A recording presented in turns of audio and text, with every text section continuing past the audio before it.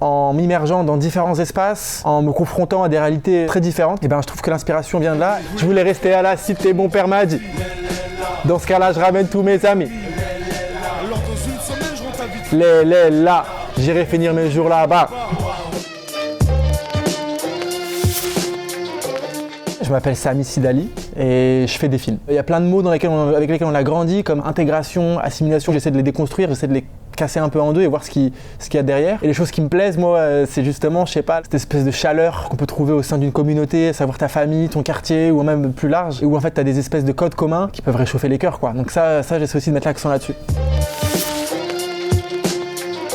Le premier, ce serait déter, vénère et rigolade. Je fais des comédies et j'aime rire, mais on vit des temps un peu radicaux et je pense qu'il faut des films radicaux. Et ça veut pas dire qu'il faut des films avec du sang et des guns, mais il faut des films qui soient vénères dans le bon sens, qui réfléchissent à des choses et qui posent des questions, qui changent l'état dans lequel on vit actuellement.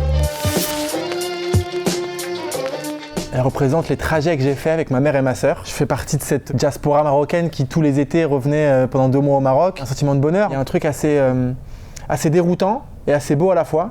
Et en fait, même aujourd'hui, quand je le fais, j'habite aussi une partie de l'année au Maroc, il y a toujours un espace où il y a un espèce d'espace personnel à traverser. C'est un point qui me questionne. Où est-ce que tu te situes en fait quand j'arrive au Maroc, quand je reviens en France ou même quand je vais dans d'autres pays? Je parle mieux le français que l'arabe, mais j'ai plus la tête d'un arabe qu'un français. Et encore même, je suis un modèle chelou d'arabe.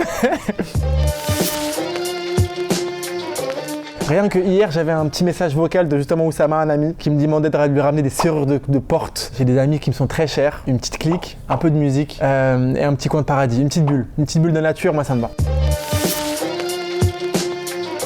J'aimerais qu'on retienne un petit sourire et un petit peu d'acide. Avec mes films, j'essaie de pouvoir détendre les gens, voilà, d'offrir un bon moment et un petit sourire pour les relaxer et pour mettre un petit tacle sur une question particulière qui moi me dérange ou qui moi me gratte.